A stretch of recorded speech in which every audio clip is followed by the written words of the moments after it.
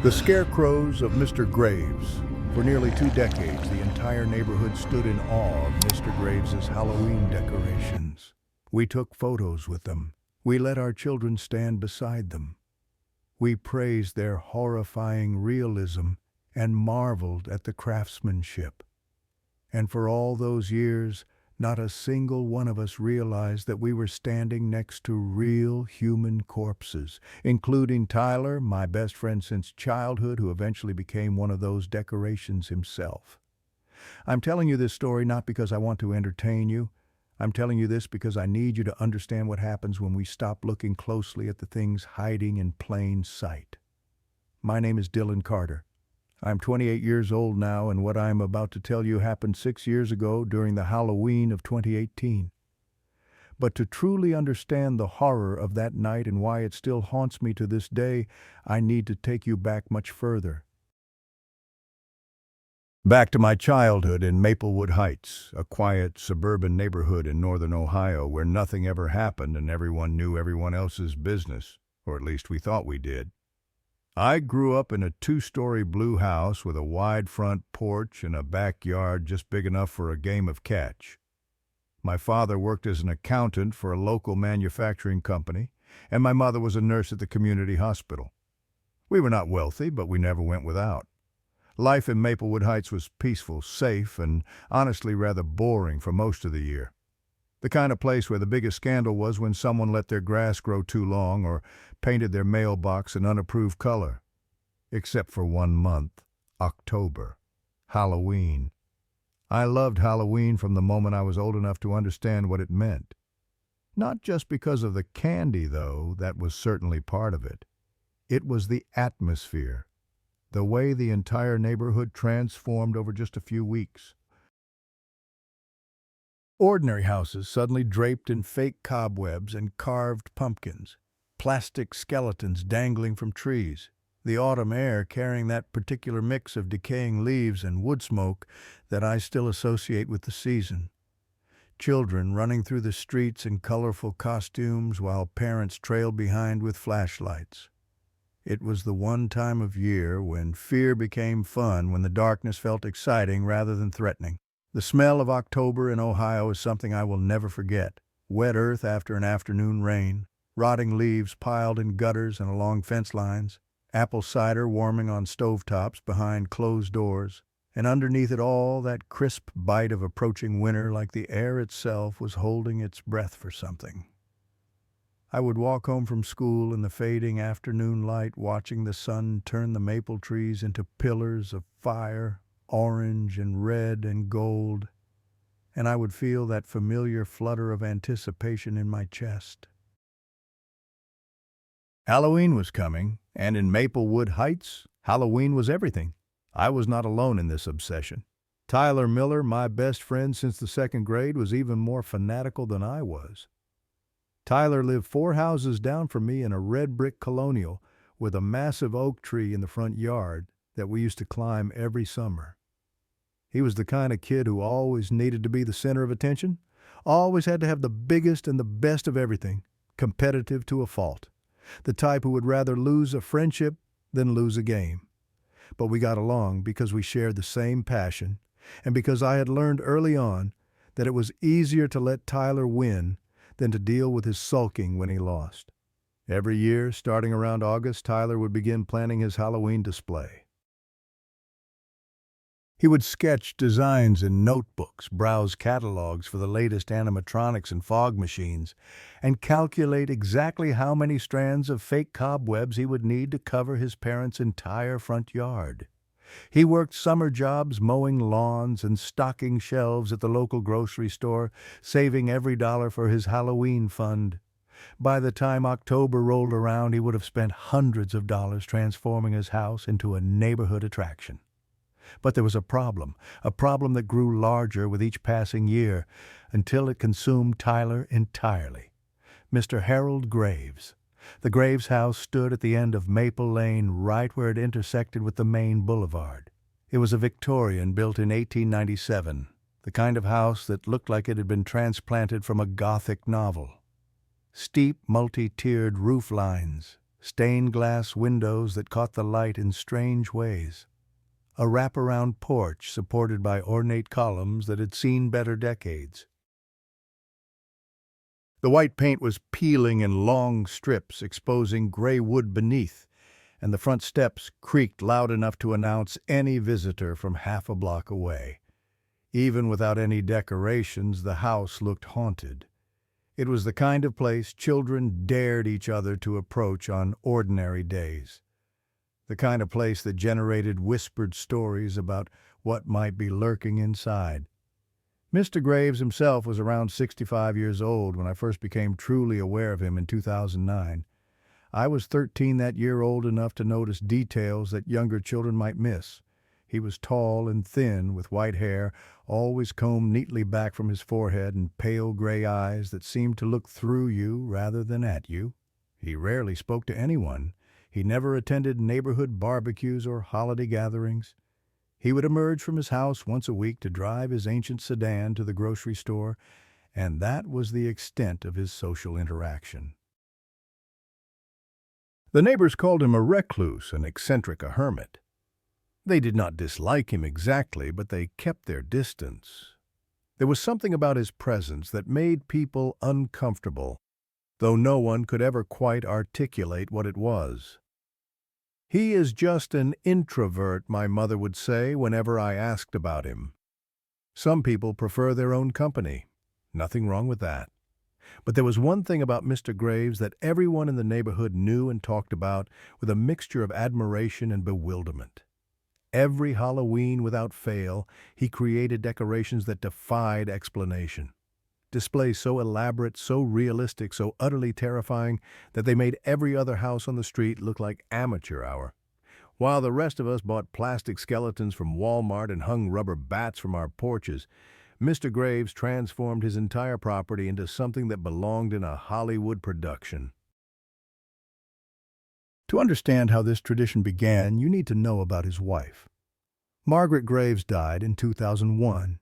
8 years before I started paying real attention to the Halloween displays. From what the adults in the neighborhood said, always in hushed tones, and with glances toward the Victorian house, Margaret was not a pleasant woman. Cold, cruel, the kind of person who looked down on everyone around her and made sure they knew it. She treated her husband like a servant, ordering him around and berating him in public without any apparent shame. The neighborhood felt sorry for Harold Graves. They wondered why he stayed with her, why he endured her abuse year after year. But Margaret loved one thing above all else: Halloween. According to the stories, she was obsessed with it. Every year she would spend months planning elaborate displays, though she never did any of the actual work herself. That was Harold's job. He would build and paint and arrange according to her exacting specifications, and she would criticize every imperfection, demand changes, and ultimately take all the credit when neighbors stopped to admire the results. She wanted the entire town talking about the Graves house. She wanted to be the center of attention, even if it was just for one night a year. When she died of a heart attack while screaming at Harold about the placement of a rubber spider, many people in the neighborhood quietly breathed a sigh of relief. Poor Harold, they said, finally free. They assumed the Halloween tradition would end with her. They were wrong. The year after Margaret died, Harold Graves continued the tradition. And here's the strange part. The detail that should have made us all stop and think, but somehow never did. After Margaret was gone, the decorations got better. Not just a little better. Dramatically, impossibly better. More realistic, more terrifying. More elaborate than anything Margaret had ever demanded. I remember the first time I truly noticed. It was 2009, and I was 13 years old. Tyler and I had walked down to the end of Maple Lane on a cold October evening just to see what Mr. Graves had done that year. And what we saw made us both stop in the middle of the sidewalk, our mouths hanging open. He had transformed his front yard into a cemetery, but not the kind of cemetery you see in party stores with foam headstones and plastic bones. These graves looked real. The markers appeared to be actual stone weathered and cracked with names and dates carved into them that looked like they had been there for a century. Moss grew in the crevices. Some of the stones leaned at angles as though the earth had shifted beneath them over decades of neglect. And rising from the ground between the graves were hands, arms reaching up through the disturbed soil, fingers clawing at the air. In the dim light of the street lamps, with fog rolling across the grass from hidden machines, those hands looked so real that I took a step backward before I could stop myself. The skin was wrinkled and gray. The fingernails were blackened and torn. I could see veins beneath the skin, blue and purple, the color of bruises. One of the hands wore a wedding ring tarnished green with age. "How does he do that?" I whispered to Tyler. Tyler did not answer. He just stood there with his fists clenched at his sides and his jaw tight. And that was the first time I saw real envy in his eyes. Not the petty jealousy of a child who wants a better toy. Something deeper. Something that burned. In the years that followed, Mr. Graves outdid himself again and again. In 2010, he created an abandoned asylum with mannequins and straitjackets positioned behind barred windows, their mouths open in silent screams. In 2011, it was a mad scientist laboratory, complete with bubbling vats of green liquid and glass jars containing what appeared to be preserved organs floating in murky fluid. In 2012, he staged a crime scene so realistic that someone actually called the police, convinced they were looking at a real murder victim. The chalk outline on the sidewalk, the pool of blood spreading across the grass, the body lying face down with a knife handle protruding from between its shoulder blades. Each year, Tyler tried harder. He spent more money. He devoted more time. He built more elaborate setups with more sophisticated technology. And each year, Mr. Graves somehow managed to surpass him without apparent effort.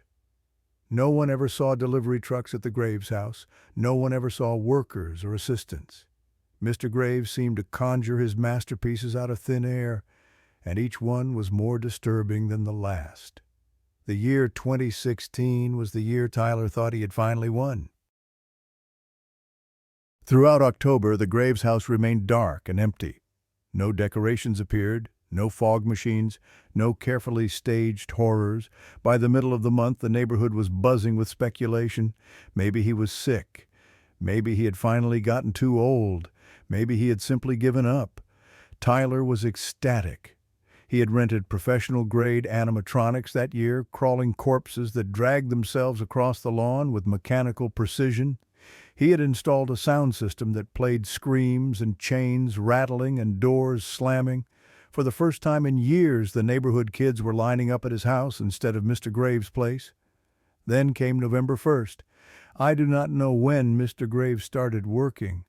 No one saw him during the day on Halloween itself, but when I woke up the morning after Tyler called me, before I had even gotten out of bed, his voice cracking with disbelief. "You need to come see this," he said. "You need to see what he did." In less than 24 hours, Harold Graves had transformed his property into a family mausoleum.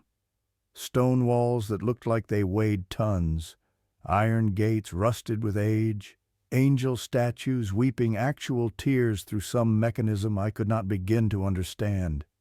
And inside the mausoleum, visible through the bars, were open coffins containing bodies in various stages of decay. The detail was extraordinary. Skin peeling away from muscle, bones showing through gaps in rotting flesh, eyes sunken and clouded, fingernails grown long and curved in death.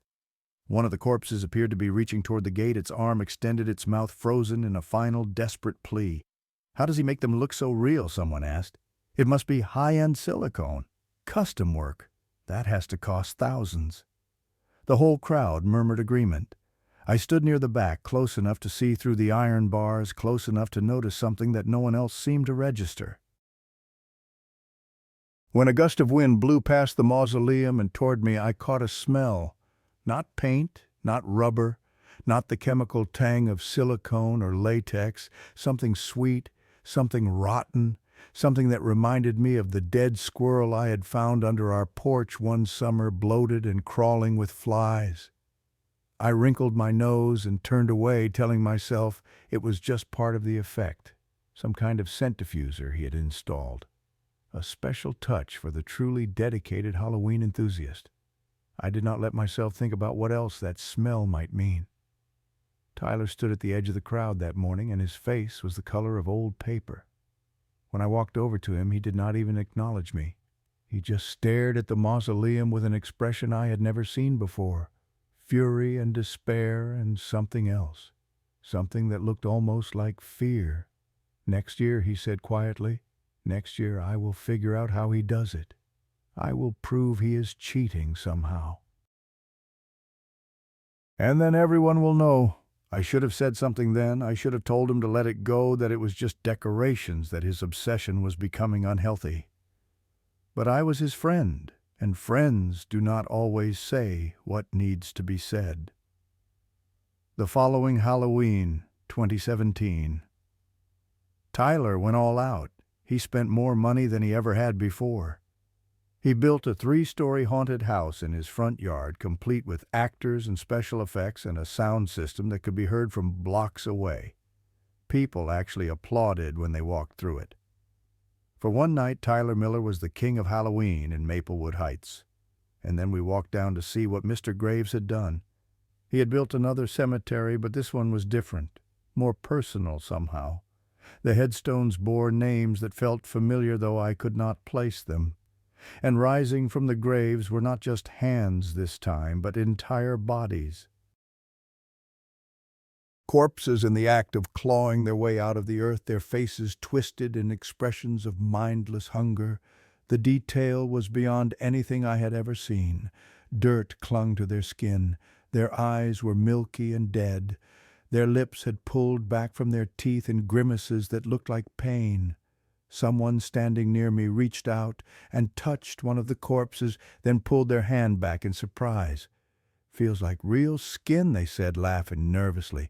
"How the hell does he do that?" Mr. Graves was standing on his porch watching the crowd with those pale gray eyes.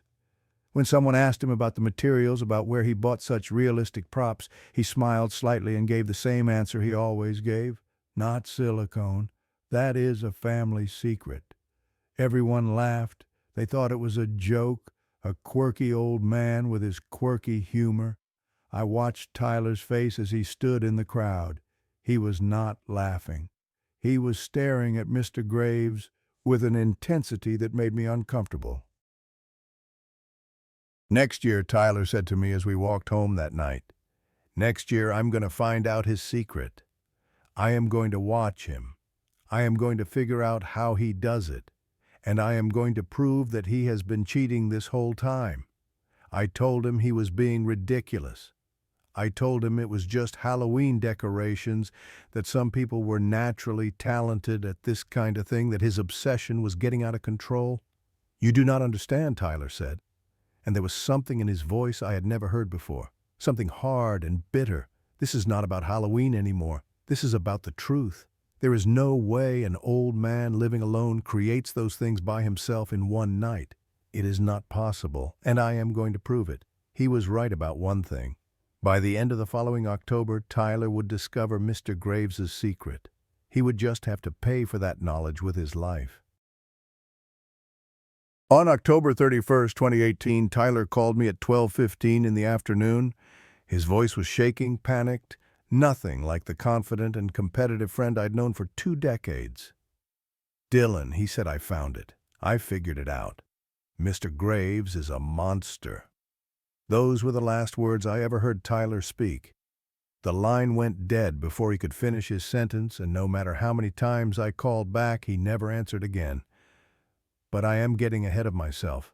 Let me tell you about the months leading up to that phone call, about how Tyler's obsession transformed from an annoying quirk into something that consumed his entire existence. The year 2018 started like any other. Tyler and I were both 22 years old. We had graduated from college and were working entry-level jobs in the area, him as an assistant manager at the local Home Depot, and me as an IT technician for a small software company downtown. We still lived in Maplewood Heights. Still saw each other regularly, still shared our childhood passion for Halloween. Tyler had gotten engaged to his girlfriend Elise the previous Christmas, and they were planning a spring wedding. Life seemed to be moving forward for both of us, but something had changed in Tyler. The competitive fire that had always burned in him had become something darker, more desperate, more obsessive. It started with small things. Whenever we met for beers or hung out on weekends, Tyler would find a way to steer the conversation toward Mr. Graves.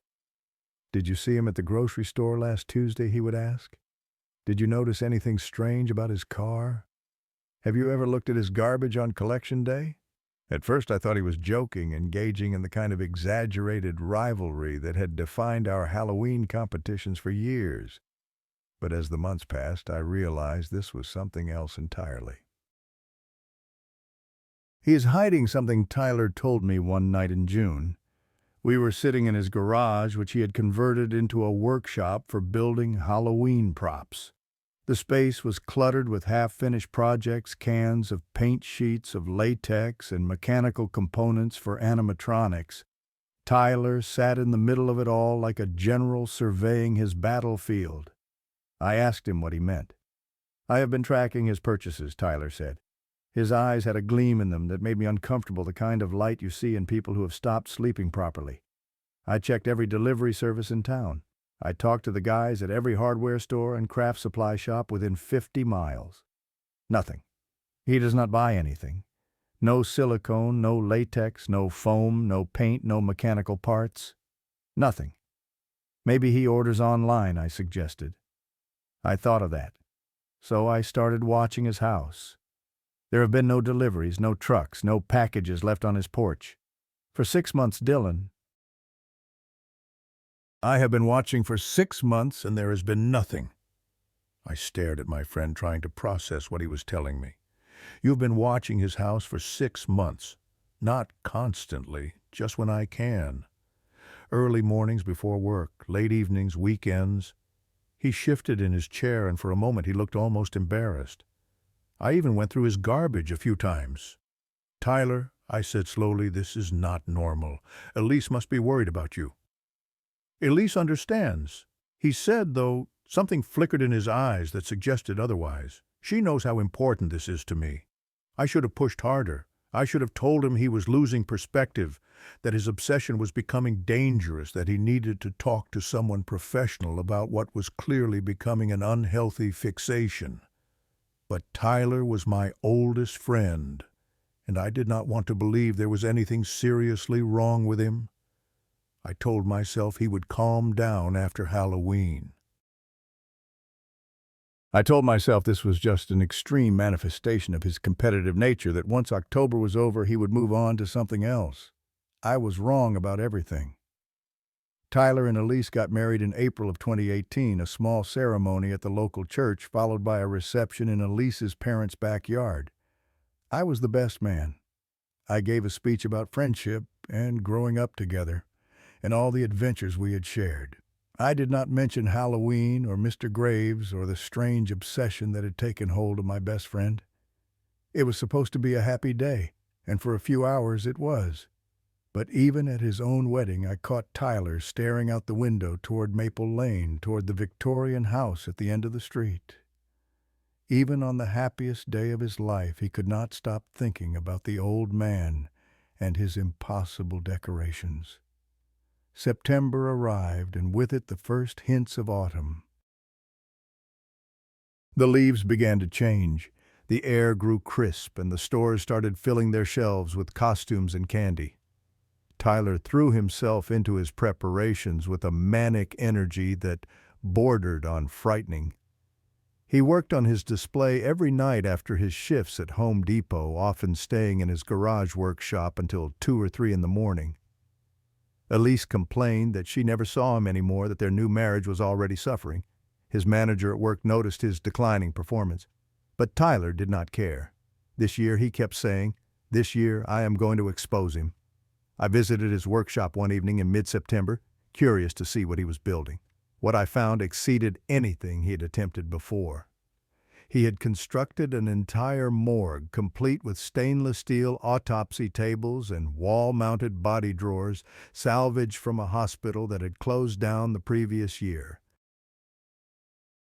The drawers were rigged with motors and sensors so they would slide open automatically when someone walked past, revealing corpse mannequins inside.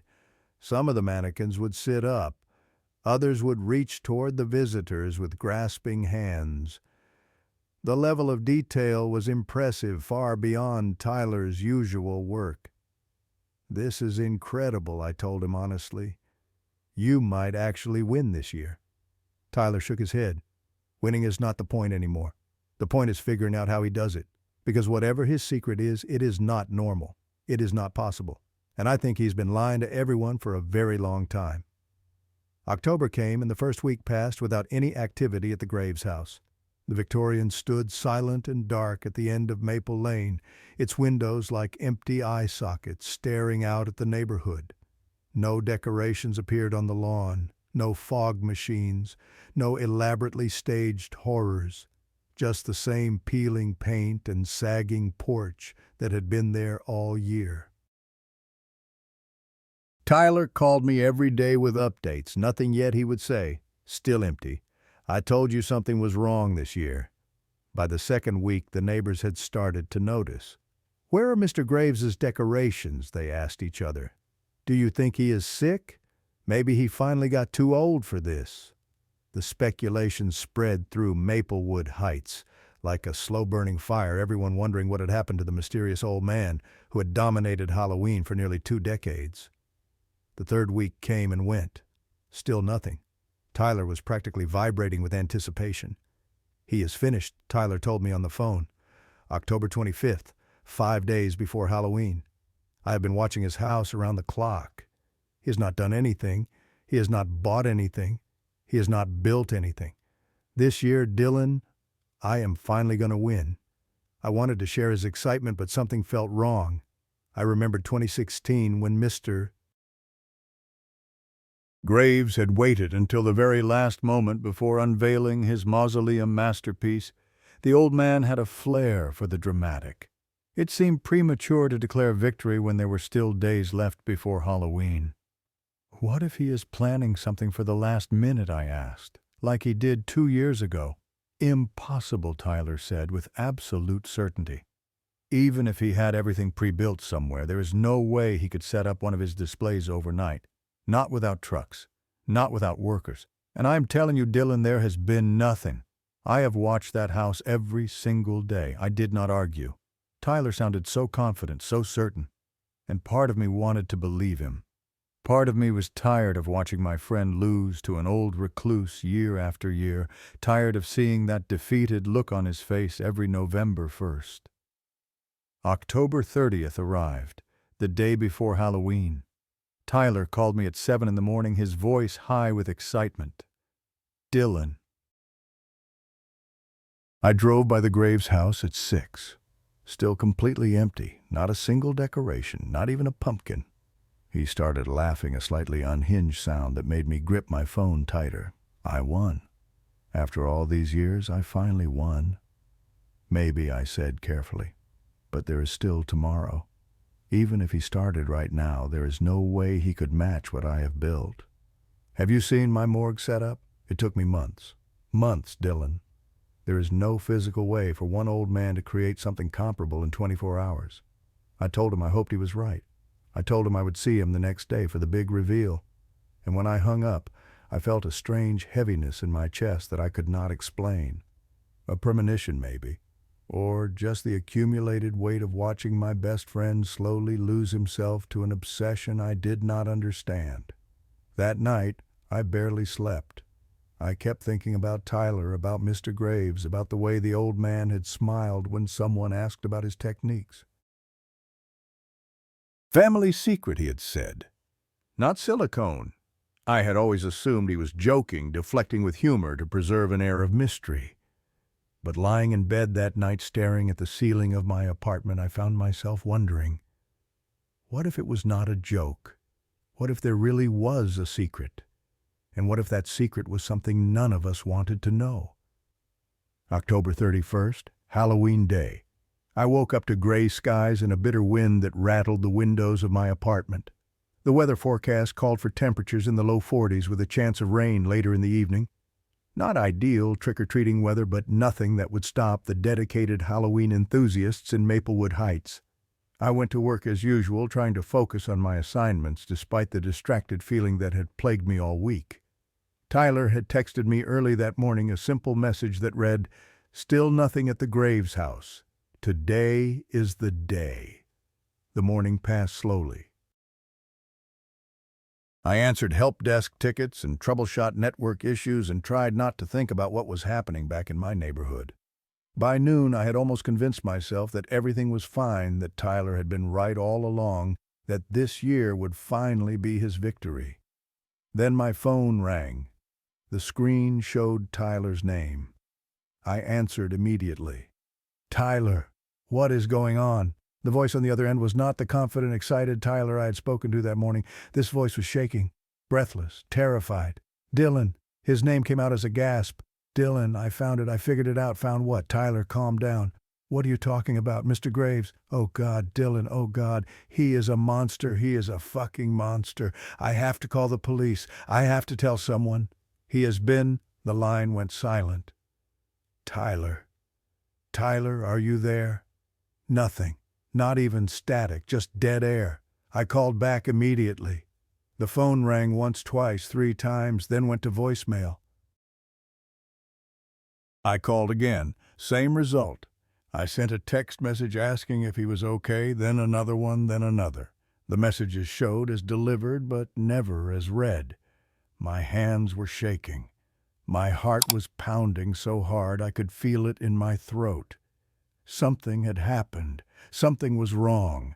Tyler had found something at the Graves house, something terrible, and now he was not answering his phone. I tried to convince myself there was a rational explanation. Maybe his phone died. Maybe he dropped it and broke it. Maybe he was driving and could not answer, but the fear in his voice kept echoing in my head. The way he had called Mr. Graves a monster. The way the line had cut off so suddenly without even a goodbye. I left work early telling my supervisor I had a family emergency. It was not exactly a lie. Tyler was the closest thing to a brother I had ever had. The drive back to Maplewood Heights took 20 minutes, but it felt like hours. I gripped the steering wheel so tightly my knuckles turned white. Every red light was an eternity. Every slow driver in front of me was a personal affront. I kept trying. Tyler's phone kept getting voicemail, kept feeling that cold dread spreading through my chest. I went to Tyler's house first. His car was not in the driveway. The front door was locked, and no one answered when I knocked. I called Elise, who told me Tyler had left early that morning and she had not heard from him since. Her voice was worried but not panicked. She did not know about the phone call. She did not know what Tyler had found. "I should call the police," she said. "This is not like him." "Give me an hour," I told her. "Let me check a few places first." But I already knew where I needed to go. The Graves house stood at the end of Maple Lane like a decaying monument to another era. In the fading afternoon light, the Victorian looked even more decrepit than usual, its white paint turned gray in the shadows, its windows dark and empty. The front yard was bare. No decorations, no fog machines, no elaborate horror displays, just dead grass and fallen leaves and the twisted shapes of neglected shrubs. I parked across the street and sat in my car for several minutes watching the house. No movement, no signs of life. Tyler's car was nowhere in sight. For a moment I wondered if I had made a mistake, if Tyler was somewhere else entirely, if the connection between his panicked phone call and Mr. Graves was something I had invented in my own fear. Then I noticed the side gate was open. It was just a few inches barely visible from the street. But I knew that gate was always locked. I had walked past this house hundreds of times over the years, and that gate had always been secured with a heavy padlock. I got out of my car. The wind had picked up, sending leaves skittering across the pavement like small, frightened animals. The temperature had dropped since morning, and I could see my breath misting in the air. Somewhere in the distance a dog was barking. The sound echoed strangely in the empty street. I crossed to the Graves property and stood at the front gate looking up at the house. The windows stared back at me, revealing nothing. The porch was empty except for an old rocking chair that swayed slightly in the wind. Everything was still. Everything was silent. But there was something else, a smell, faint but unmistakable. That same sweet rotting odor I had noticed outside the mausoleum 2 years ago. The smell I had convinced myself was just a special effect, just another part of Mr. Graves's elaborate Halloween illusion. I walked around to the side gate and pushed it open. The hinges groaned loud in the quiet afternoon. Beyond the gate was a narrow passage between the house and a tall wooden fence leading to the backyard. The smell was stronger here, thicker. It coated the inside of my nose and made my stomach clench. "Mr. Graves," I called out. My voice sounded thin and uncertain. "Is anyone here?" No answer. Just the wind and the distant barking dog and the creak of the old house settling on its foundation. I walked down the narrow passage toward the backyard. The wooden fence on my right was old and warped with gaps between the boards that let in slivers of gray light. The house on my left loomed over me, its windows like watching eyes. The smell grew stronger with every step. I reached the backyard and stopped. It was empty. Just an overgrown lawn bordered by more wooden fencing with a small shed in the far corner and a rusted metal table that might have once been used for gardening. No signs of Tyler, no signs of Mr. Graves. Nothing to explain the terrible smell that hung in the air like a physical presence. I heard something. A scraping sound like metal dragging across concrete. It came from somewhere near the shed. "Hello," I called again. "Tyler, are you here?" The scraping stopped. I stood frozen, my heart hammering against my ribs. The backyard was silent now. Even the wind had died down, leaving the air still and heavy with that awful rotting sweetness. And then I heard footsteps inside the house. Slow, deliberate footsteps moving toward the back door. I ran. I am not proud of it, but I ran. Back down the narrow passage, through the side gate, across the front yard, to the street where my car waited. I fumbled with my keys, dropped them, picked them up with shaking hands, and finally managed to unlock the door. I threw myself inside and sat there breathing hard, staring at the Graves house through my windshield. Nothing happened. No one emerged from the house. The side gate swung gently in the wind, but otherwise the property was as still and lifeless as it had been when I arrived. I told myself I had imagined the footsteps. I told myself it was just the old house settling, just the wind moving through empty rooms. But my hands would not stop shaking, and the smell of decay seemed to cling to my clothes even inside the car. I called Tyler again. Still no answer. I called Elise, told her I could not find him, told her she should go ahead and contact the police. Then I sat in my car and watched the Graves house as the afternoon light faded toward evening. At 6 o'clock, the street lights flickered on. Children in costumes began to appear on the sidewalks, accompanied by parents carrying flashlights and plastic pumpkin buckets. The trick-or-treating had begun, even though the sky was gray and the wind was cold, and something terrible had happened to my best friend. Families walked past my car, parents nodding politely, children too focused on candy to notice the man sitting alone in the growing darkness. I watched them pass and felt a strange disconnection from reality, like I was viewing the world through a pane of thick glass. 6:30, 7 o'clock. The trick-or-treaters began to thin out as the temperature dropped, and the first drops of rain started to fall. Most families were heading home, ready to sort through their candy and enjoy the rest of the evening indoors. The streets of Maplewood Heights grew quiet, and then I noticed something strange. People were not going home. They were walking toward the end of Maple Lane, toward the Graves house. Not just a few people either. Families, couples, teenagers. A steady stream of costumed figures moving in the same direction like they were being drawn by an invisible force. I heard someone say the words as they passed my car. "Mr. Graves finally did something. You have to see it." have to see. I got out of my car and followed the crowd. As I rounded the corner and the Graves property came into view, I understood why everyone was gathering. In the space of a few hours, while I'd been sitting in my car, Harold Graves had transformed his front yard into something I could not have imagined in my worst nightmares. A field of tall grass covered the entire property. I do not mean he had let his lawn grow. I mean there was an actual field, the kind you would see on a Kansas prairie, with grass that reached chest-high on an adult and swayed in the cold October wind like waves on a golden sea. The grass should not have existed. It should not have been possible to create something like that in a suburban front yard in a matter of hours. But there it was, stretching from the sidewalk to the front porch of the Victorian, rustling and whispering in the darkness. Scattered throughout the field were scarecrows, dozens of them. They stood on wooden posts, dressed in old clothes, their heads made from burlap sacks with black painted features. Some stood straight with their arms outstretched.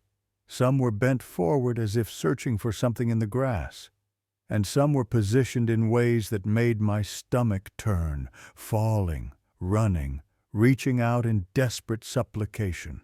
Torches had been planted around the perimeter of the field, their flames dancing and casting wild shadows across the grass. Fog crept along the ground, thick and white, rising to knee-height and making the scarecrows appear to float in a sea of mist. The effect was otherworldly, beautiful, and terrible at the same time. But it was the smell that hit me hardest. That same rotting sweetness I had noticed earlier now amplified 100-fold. It rolled off the field in waves, mixing with the smoke from the torches and the cold autumn air. It was so strong I had to breathe through my mouth to keep from gagging. The crowd around me did not seem to notice, or if they noticed, they assumed it was part of the display. Another special effect from the master of Halloween horror. "Look at the detail," someone said. "The craftsmanship is incredible. How does he do it every year?" Another voice wondered. "It is like magic." I pushed through the crowd, my eyes scanning the field of scarecrows. The torchlight made it hard to see clearly, the flames creating shifting patterns of light and shadow that turned every shape into something menacing.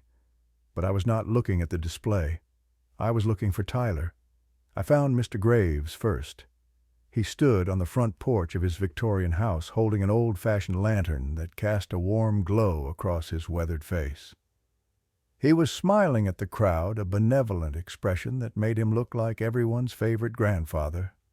His pale gray eyes moved across the assembled neighbors, lingering for just a moment when they found me. "Welcome," he called out, his voice carrying clearly despite his age. "Please walk through the field, but be careful. The guardians do not like to be disturbed." The crowd laughed, delighted by the showmanship. Parents took their children's hands and led them toward the entrance of a narrow path that wound through the tall grass. Teenagers dared each other to touch the scarecrows. Everyone had their phones out recording videos and taking photos for social media. I did not move. I stood at the edge of the property, staring at Mr. Graves, and he stared back at me. His smile never wavered, but something in his eyes had changed, a glint of recognition, of warning, of something I could not quite identify, but that made my blood run cold. He knows, I thought. He knows that I know something is wrong. I watched the crowd file into the field, watched them disappear among the tall grass and the silent scarecrows. Their laughter and conversation echoed strangely in the night air, muffled by the vegetation and the fog, and somewhere in that field, hidden among the decorations that everyone was admiring and photographing and praising, was the answer to what had happened to Tyler. I just did not know yet that the answer would be worse than anything I could have imagined. The eyes were not painted. That was the first thing I noticed when I finally gathered the courage to step into that field of tall grass and approach one of the scarecrows. The eyes that stared out from beneath the burlap sack were not dots of black paint on rough fabric. They were empty sockets, hollow and dark, with something shriveled and dried still clinging to the edges. and the mouth that had been drawn onto the burlap was not drawn at all. It was a tear in the fabric, a ragged hole through which I could see teeth, human teeth, yellow and crooked and frozen in a grin that would last forever. I stood there in the flickering torchlight, surrounded by swaying grass and creeping fog, and I felt my mind trying to reject what my eyes were telling me. This could not be real. This had to be some kind of elaborate prop, some masterwork of special effects that only looked like the real thing. Mr. Graves was talented, everyone knew that. He had fooled the neighborhood for years with his incredibly realistic displays. This was just another illusion, another trick. But the smell, that sweet, rotting, unmistakable smell that had been following me all day, that had filled my nostrils outside the mausoleum 2 years ago, that hung over this field like an invisible shroud, that smell was not fake. That smell was not a special effect. That smell was death. I reached out with a trembling hand and touched the scarecrow's arm. The sleeve of its flannel shirt was rough against my fingers, faded and worn like something pulled from a thrift store donation bin. But underneath the fabric, where I expected to feel stuffing or wire or whatever materials were used to construct Halloween props, I felt something else, something hard and thin and wrong. I pressed harder, and the shape beneath the cloth became unmistakable. Bone, dried and brittle, and covered by a thin layer of something that had once been skin. I jerked my hand back as if I had touched a hot stove. My breath was coming in short, sharp gasps. The world around me had taken on a surreal quality. The torchlight too bright, the shadows too deep, the sounds of the crowd too distant. I felt like I was drowning in air, suffocating on the reality of what I had just discovered. These were not decorations. These were not props. These were people. I looked around at the field with new eyes. Dozens of scarecrows stood among the tall grass, their burlap faces turned in different directions, their arms positioned in various poses.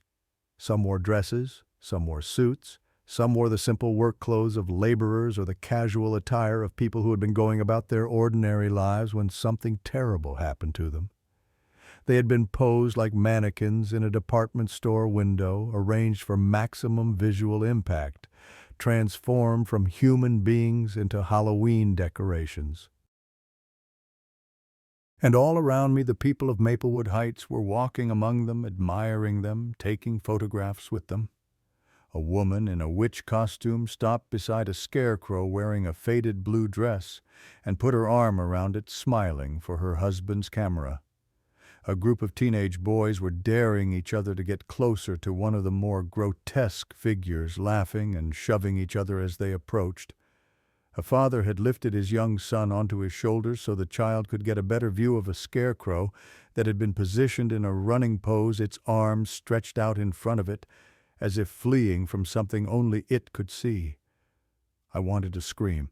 I wanted to grab these people and shake them and make them understand what they were looking at. But my voice would not work. My body would not move. I stood frozen in the middle of that field of corpses, watching the horror show unfold around me, unable to do anything but stare. A little girl, maybe 6 years old, tugged on her mother's hand. She was wearing a princess costume, pink and sparkly, with a tiara perched on her blonde curls. "Can I hug that one, Mommy?" she asked, pointing to a scarecrow nearby. It was smaller than the others, shorter, dressed in what looked like a child's Sunday clothes. "Of course, sweetie," the mother said, pulling out her phone. "Stand right next to it and smile." The little girl skipped over to the scarecrow and wrapped her arms around it, pressing her face against the burlap sack that covered its head. The mother took the picture, checked to make sure it was not blurry, and then called for her daughter to come back so they could continue through the field. The princess costume disappeared into the tall grass, and I felt my stomach heave. I turned away and vomited into the fog, my body rejecting not just my dinner, but the entire reality of what was happening around me. The acid burned my throat and brought tears to my eyes, but at least it gave me something to focus on besides the nightmare I had walked into. When I straightened up, wiping my mouth with the back of my hand, I found myself looking directly at Mr. Graves. He was still standing on his porch, still holding his lantern, still watching the crowd with that benevolent grandfather smile. But his eyes were fixed on me now, those pale gray eyes that seemed to see everything and reveal nothing. He knew that I had figured it out. For a long moment we stared at each other across the field of the dead. The torchlight flickered between us, casting dancing shadows across the grass. The fog swirled around my legs like cold fingers. And Mr. Graves smiled at me, a small private smile, as if we were sharing a secret joke that no one else would understand. Then he raised his lantern slightly, almost like a toast, and turned to greet another group of admirers who had climbed onto his porch to congratulate him on his spectacular display. I had to find Tyler. The thought cut through my paralysis like a knife. Tyler had called me that afternoon. Tyler had discovered something. Tyler had been going to call the police. And now Tyler was not answering his phone, and I was standing in a field full of human corpses, arranged like Halloween decorations. I started moving through the grass, pushing past families and couples and groups of friends who were too caught up in their own excitement to notice the wild look in my eyes. The path wound between the scarecrows in a serpentine pattern designed to give visitors maximum exposure to Mr. Graves' creations. Every few feet there was another figure, another corpse, another person who had been killed and preserved and displayed for the entertainment of an unsuspecting public. I tried not to look at them directly, but I could not help noticing details as I passed. A scarecrow in a postal worker's uniform, the faded blue fabric still bearing a name tag that I could not quite read. A scarecrow in a flowered house dress, a wedding ring still visible on the desiccated finger of its left hand. A scarecrow in jeans and a leather jacket, positioned as if it had been trying to climb over an invisible fence when death caught up with it. How many were there? I tried to count as I moved through the field, but the numbers kept slipping away from me. 20, 30, more. Years' worth of victims transformed into decorations admired and photographed and praised by the very community that should have been searching for them. I thought about all the people who had disappeared from Maplewood Heights and the surrounding area over the years. The postal worker who had retired and moved to Arizona, everyone said. The widow who had gone back to Puerto Rico to live with her family. The drifter who had been hanging around town for a few months before moving on to somewhere else. We had accepted these explanations without question. Why would we question them? People came and went all the time. It was the nature of life in a transient society. But they had not gone anywhere. They were here. They had always been here, standing in Mr. Graves' yard every Halloween, hiding in plain sight, while the whole neighborhood gathered to admire them. I reached the center of the field where the grass was shorter, and a small clearing had been created around a larger scarecrow. This one was different from the others. It had been positioned on a raised platform like a king on a throne, its arms spread wide as if welcoming visitors to its domain. The clothes it wore were newer than those on the other scarecrows, less faded, less worn, and familiar. I knew those clothes. I knew that jacket, that shade of blue, that particular way the collar folded. I had seen Tyler wearing that jacket when he left his house that morning, heading out to watch the Graves property to prove once and for all that the old man was hiding something. No. The word escaped my lips before I could stop it. A whisper that was swallowed by the fog and the rustling grass. No, no, no. I walked toward the platform, my legs moving of their own accord. Each step felt like walking through water, slow and heavy and inevitable. The torchlight seemed to dim around me, the shadows closing in the world, narrowing to a tunnel with that terrible figure at the end. I reached the platform and looked up at the scarecrow. The burlap sack over its head was newer than the others, the fabric clean and unstained. The painted features were crude, simple black dots for eyes and a curved line for a mouth. It could have been anyone underneath that mask. It could have been a mannequin, a prop, a perfectly innocent Halloween decoration. But I knew. Before I even reached up to remove the burlap, I knew. My hand was shaking so badly I could barely grip the fabric. I closed my fingers around the rough material and pulled. The sack came away and Tyler's face stared back at me. His throat had been cut a single deep wound that gaped open like a second mouth. The blood had been drained from his body, leaving his skin pale and waxy in the torchlight. His eyes were open, bulging, slightly frozen in an expression of absolute terror. Whatever he had seen in his final moments, whatever horror had confronted him in that house at the end of Maple Lane, had followed him into death and stayed there. I screamed. It was not a word or a cry for help. It was just sound, raw and primal, torn from somewhere deep in my chest. It echoed across the field, cutting through the conversations and the laughter and the general festive atmosphere of Halloween night. Heads turned, people stopped walking. The whole neighborhood seemed to freeze in place, everyone looking toward the center of the field, where I stood over the body of my best friend. For a moment, no one moved. They probably thought it was part of the show. Another special effect. Another scare tactic from the master of Halloween horror. People smiled nervously, waiting for the punchline, waiting for me to break character and reveal that it was all a joke. Then a woman near me stepped closer to get a better look.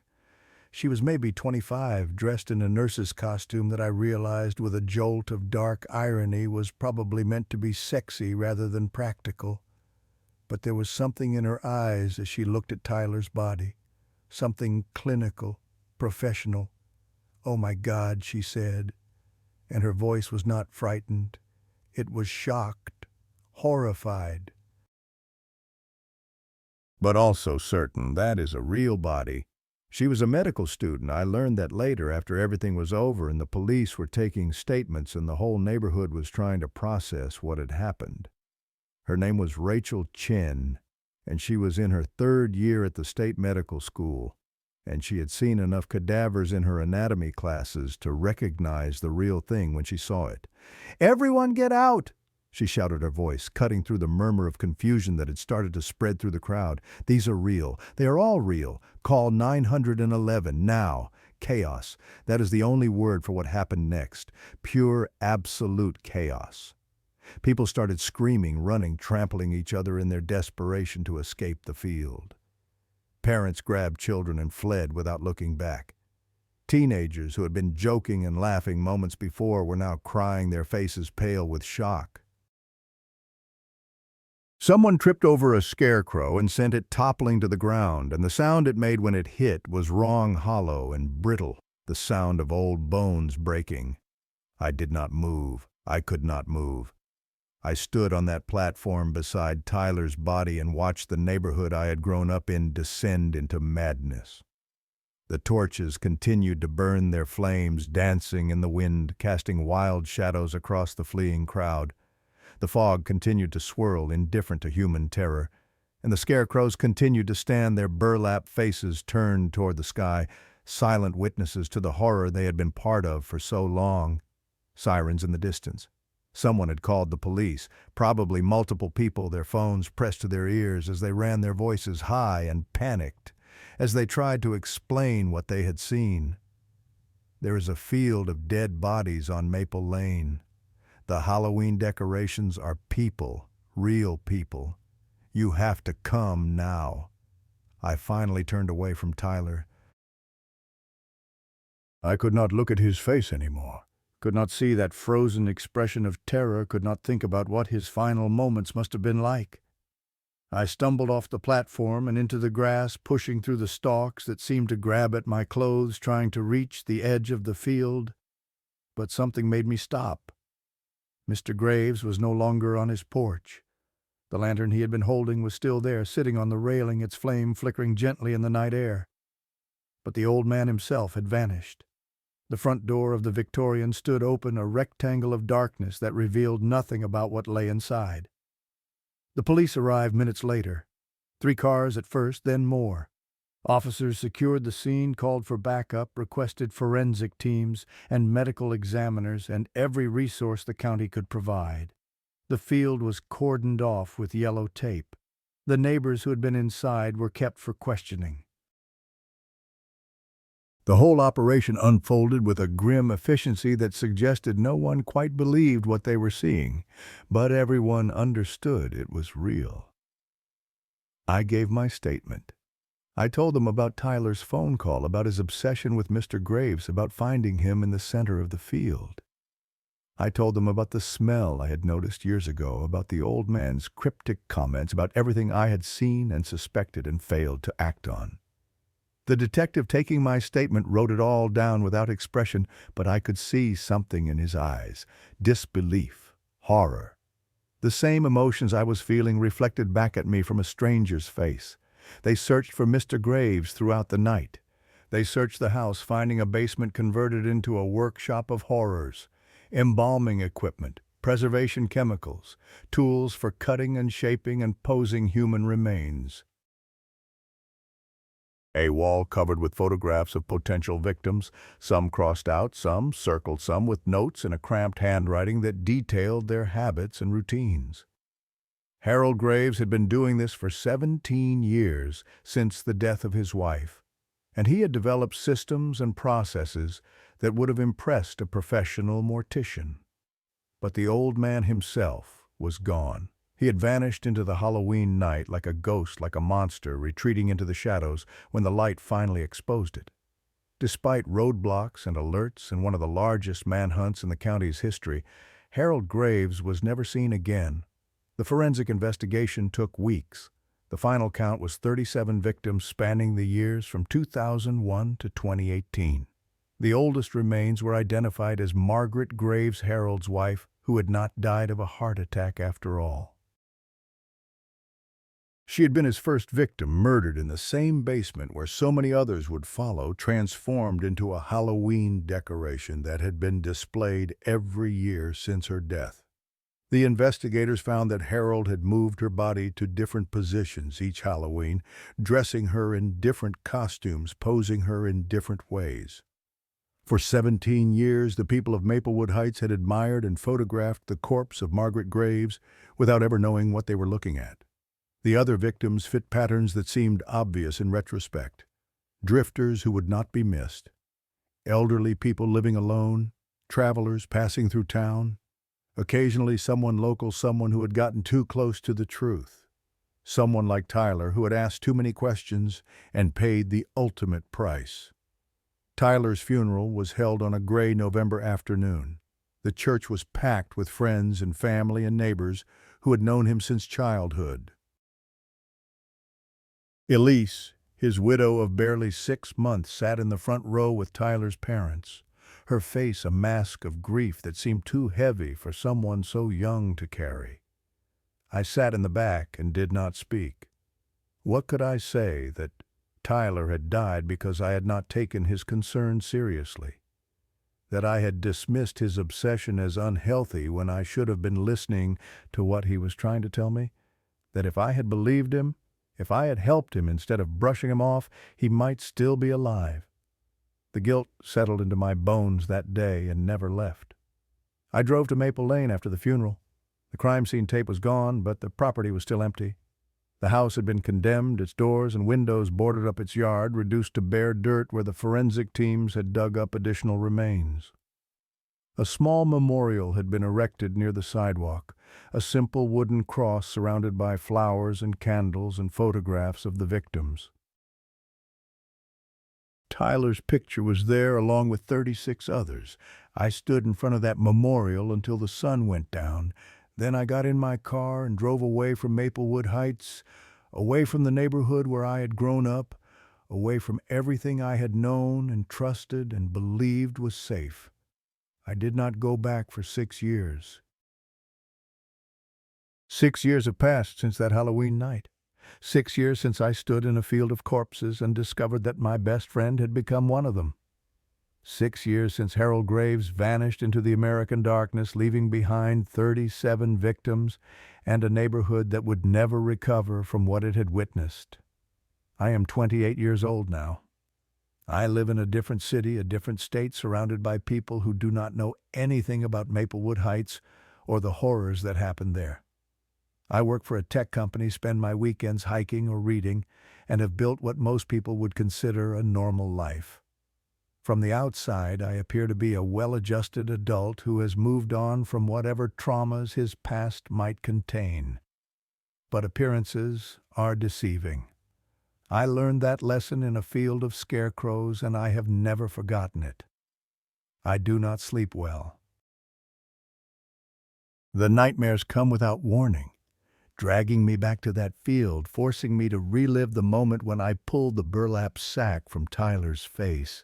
Sometimes in the dreams, Tyler speaks to me.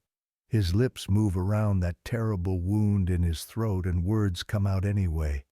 "Why did you not save me, Dylan? Why did you let him take me?" I wake up gasping, drenched in sweat, and I do not fall back asleep until dawn. I cannot look at Halloween decorations. Every October, when the stores fill their windows with skeletons and tombstones, my mind goes back to the field, to the smell, to the feeling of dried bone beneath my fingers when I touched what I thought was a prop. I moved 3 times in the 2 years after the incident trying to find a place where October did not exist. But October exists everywhere. Halloween is a national obsession, a billion-dollar industry, a tradition that cannot be escaped, so I have learned to cope in other ways. Every year on the 31st of October, I close my curtains, turn off my lights, and pretend I am not home.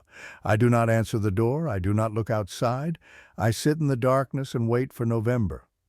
My therapist says I have post-traumatic stress disorder. She has given me techniques for managing the anxiety exercises for grounding myself when the flashbacks hit. Some of them help, most of them do not. But I keep going to my appointments, keep taking my medication, keep trying to find a way to live with what I saw. I've not been back to Maplewood Heights since Tyler's funeral. My parents still live there in the same blue house where I grew up, and I know it hurts them that I refuse to visit. We talk on the phone, meet occasionally in neutral locations, but I cannot walk those streets again. I cannot drive past the empty lot where the Graves house used to stand. The neighborhood itself never recovered. Within a year of the discovery, half the families on Maple Lane had moved away. Property values plummeted. The people who remained stopped celebrating Halloween. No decorations, no trick-or-treating.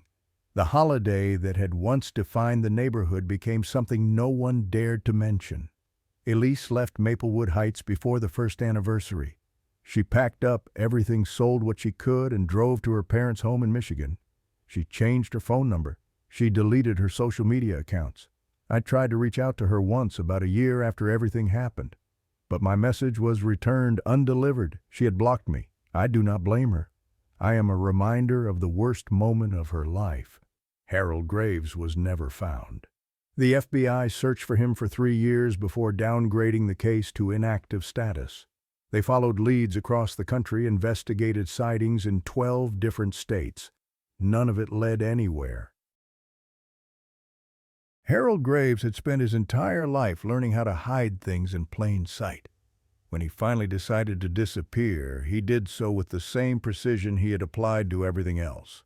Some investigators believe he died shortly after fleeing. He was 74 years old in 2018, and the stress of exposure might have triggered a heart attack or stroke. His body could be lying in some forgotten location, decomposing without anyone knowing or caring. I do not believe it. I have studied everything about Harold Graves that became public record. His journals, his methods, his philosophy. He was not a man who left things to chance. He had been planning for the possibility of discovery for years. The fact that he vanished so completely suggests a level of preparation that goes far beyond what a panicked old man could improvise. Harold Graves is alive. I am certain of it. He is out there somewhere, living under a different name, building a new life. And sooner or later he will start again. He will find new victims. He will create new decorations, and the whole terrible cycle will repeat itself. This is why I am telling you this story. 3 weeks ago, I received a plain envelope in my mailbox. No return address, postmarked from a small town in Nebraska I had never heard of. Inside was a single photograph. The image showed a farmhouse surrounded by fields. In front of the farmhouse, arranged in neat rows, were scarecrows. I zoomed in on my phone. One of the scarecrows was wearing a wedding ring. Another had shoes that looked too new to belong on a decoration. A third had hands that hung at wrong angles, fingers curled in positions that straw and wire could not achieve. On the back of the photograph, written in a cramped handwriting I recognized from the excerpts of Harold Graves's journals, was a single sentence. The tradition continues. I have contacted the FBI. They are investigating. But I can hear the skepticism in their voices. I am a trauma survivor with documented PTSD. I have every reason to see threats where none exist. Maybe they are right. Maybe the photograph is a coincidence. Maybe I am seeing monsters in every shadow. But I do not think so. I think Harold Graves is out there. I think he has found new victims, and I think he sent me that photograph because he wanted me to know that everything I witnessed was not the end. It was just one chapter in a much longer story. So I am asking you to look, really look. The next time you drive through a small town and see a scarecrow standing in a field, do not just glance at it and move on. Pull over, walk up to it, check the hands, check the feet, check the face beneath the burlap. Because the people of Maplewood Heights looked at Harold Graves's decorations for almost 20 years without seeing what was right in front of them. They touched human remains and thought they were touching props. They photographed murder victims and posted the images on social media. They stood in a field of corpses and applauded the man who had created it. We see what we expect to see. We believe what we want to believe. And monsters like Harold Graves understand this better than anyone. Tyler looked closely. Tyler asked questions. Tyler refused to accept the easy explanations. And Tyler died because of it. I am not telling you to be paranoid. I am not telling you to live in fear. I am telling you to pay attention, to trust your instincts when something feels wrong, because there are 37 people who might still be alive if someone had looked at those Halloween decorations and said, wait, that does not look right. This Halloween, when you see the decorations going up in your neighborhood, ask yourself a question. How well do you really know the people you live near? How carefully have you looked at what they create? And if one of them smiled at you and said their decorations were a family secret, would you laugh and assume it was a joke? Or would you look closer? Stay safe out there. Keep your eyes open. And remember that the boundary between decoration and reality is thinner than you think. Happy Halloween.